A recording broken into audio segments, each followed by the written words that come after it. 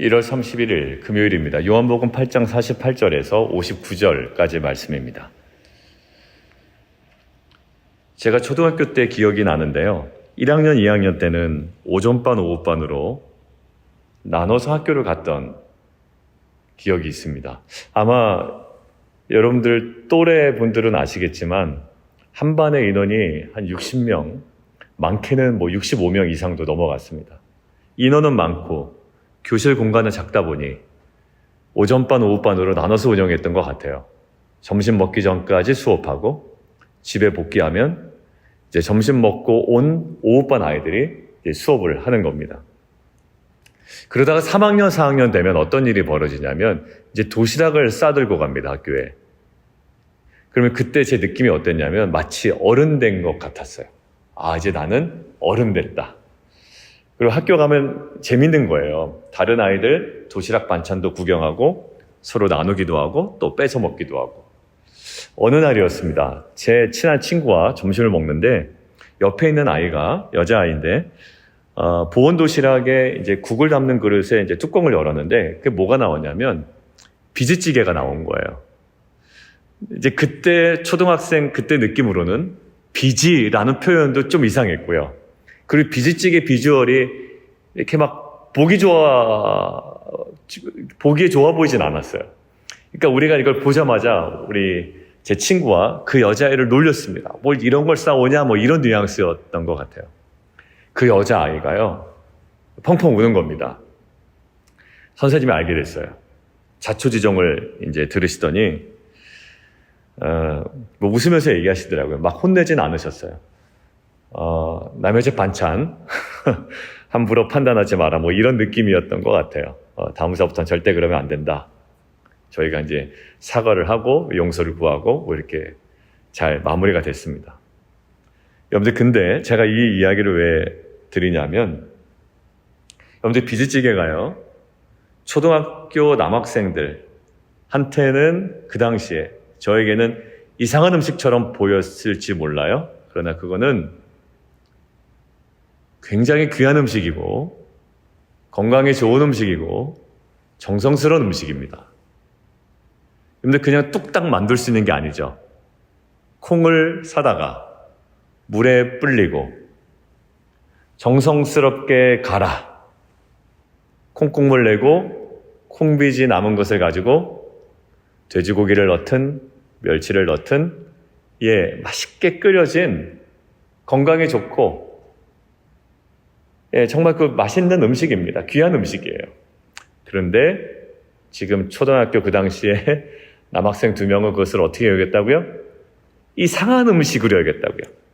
귀한 음식을 이상한 음식으로 여기더란 말이에요. 오늘 본문이 딱 그렇습니다.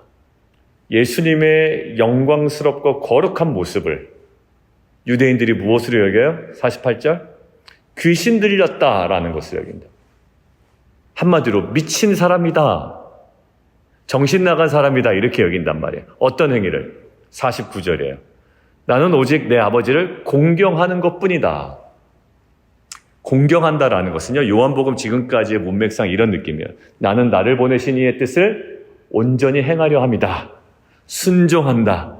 그러니까 예수님의 지금 유대인들에게 보여주는 모습이 뭐냐면 그 본질은 예수님을 이 땅 가운데 보내신 아버지 하나님의 뜻을 쫓아 순종하는 모습이었다고요. 삶과 사역이. 그런데 그게 이제 공경한다라는 거죠.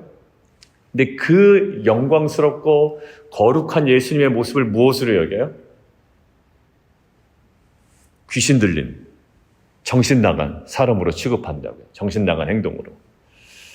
여러분들 제가 이걸 묵상하다가 교회의 가장 영광스럽고 귀한 모습들을 세상은 이렇게 볼 수 있겠다라는 생각이 들었습니다. 예를 들면요. 우리가 그 어떤 것보다 새벽에 일찍 나와 기도하는 모습들, 유난 떤다고 얘기하겠죠. 정신 나갔다고 이야기하는 사람도 있을 겁니다. 주일에 한 번씩 정말 자기가 옷도 깨끗한 옷을 입고 정성스럽게 헌금도 준비하고 또 주 앞에 나와 예배하고 찬양하는 모습, 여러분들 그거 보고 믿지 않는 사람들이 막 우리를 존경하지 않습니다. 뭐라고 얘기해요? 예, 너무 광적이다. 너무 종교적이다. 오히려 수치스럽게 여깁니다. 제가 이 본문을 묵상하다가 교회를 바라보는 이 세상의 관점이 지금 예수님의 가장 영광스러운 모습을 폄하하는 유대인들의 모습과 거의 흡사하다라는 것들을 묵상했습니다. 근데 예수님 모습을 보니까 그런 일이 많았어요. 병든 자를 고치시죠. 그때 뭐라고 얘기하나요? 잘하셨습니다 라기보다 저거 귀신의 왕 바알세불에 힘입어 고치는 거 아니야? 그러니까 귀신의 사역으로 그냥 폄하해버리죠. 사도 바울이요, 복음을 전합니다. 한 지역이 막히면 다른 지역으로 가고요. 예루살렘으로 가면 분명히 환난과 핍박이 지금 기다리고 있는 거 뻔히 알지만 그 길로 가는 거예요. 그리고 복음을 전하는 겁니다. 왕 앞에서, 총독 앞에서, 백성들 앞에서. 여러분들 사도 바울의 어떤 모습입니까? 열정 있는 모습이고 거룩한 모습이며 영광스러운 모습이죠. 그런데 이것에 대하여 베스도라는 총독은 뭐라고 얘기냐면 사도행전 26장 24절 바울이 이같이 변명하며 복음을 전했던 거예요. 자신을 변명하며 복음을 증거하니까 베스도가 크게 소리내어 이르되 뭐라고 얘기할게요? 너 잘한다가 아니라 바울아 네가 미쳤도다 이렇게 얘기합니다. 사도행전 26장 24절이었어요. 바울아 네가 미쳤도다. 지금 바울의 모습은 어떤 모습이에요? 어떤 상황이든지 주 예수께 받은 사명, 하나님의 복음을 증거하는 일을 마치려 하면은 나의 생명도 조금도 내가 귀한 것으로 여기지 않겠다라고 이야기하며 지금 복음 전하는 정말 영광스러운 삶인데 그 영광스러운 삶을 베스도는 어떻게 본다고요? 미쳤도다 이렇게 얘기한다는 거예요. 우리의 열정적인 신앙적인 모습, 우리가 때에 맞춰서 기도하는 모습 사람들이 다 뭐라고 봐요? 박수 쳐주지 않아요. 세상에서는. 종교적이라고 이야기하고 광적이라고 이야기하고 뭐 지금 현실적이지 않다고 이야기하고 오히려 진짜 미쳤다고 이야기하고 그런 소리를 또 그런 평가를 하는 겁니다. 여러분들 베드로전서 보면요. 때가 가면 갈수록 그런 치고를 받는다라는 거예요. 그리고 고난도 받는다라는 거예요. 그런데 베드로전서의 핵심 뭡니까? 이상하게 여기지 마라. 예수님도 그렇게 취급을 받으셨다. 베드로전서 2장의 핵심 아닙니까? 예수님께서 이를 위하여 미리 고난을 받으셨다. 이것은 너희에게 본이 되어 자취를 따라오게 하셨다. 이상한 것이 아니다. 너희가 그 길을 걸어가는 것, 그런 취급을 받는 것, 예수님의 그 자취를 따라가는 것이다. 그 본을 맞춰서. 여러분들 이것의 끝판왕이 어딘지 아세요? 예수님의 십자가입니다. 여러분들 하나님의 영광 중에 영광이 어딜까요? 어느 지점일까요? 예수의 십자가입니다. 복음 중에 복음은요, 예수의 십자가죠. 그런데 세상은 그 가장 영광스러운 예수의 십자가를 어떻게 여기던가요? 가장 수치스럽게 여기고 가장 저주스럽게 여기더란 말이에요. 이게 현실입니다. 우리 안에 이상해요. 왜 내 신앙이 이렇게 평가를 받을까? 세상으로부터. 그게 맞는 겁니다. 그리고 주님도 그러셨습니다. 베드로전서의 권면처럼 그러니 이상히 여기지 말라. 저와 여러분이 걸어가야 할 길이 있고 감당해야 되는 삶이 있고 주신 말씀이 있습니다. 그 말씀에 순종하는 삶은 정말 거룩하고 영광스러운 삶입니다. 그러나 때론 그것에 대한 제대로 평가를 세상으로부터 받지 못할 때가 있습니다. 그러나 그 세상에 발맞춰 가려고 타협하기보다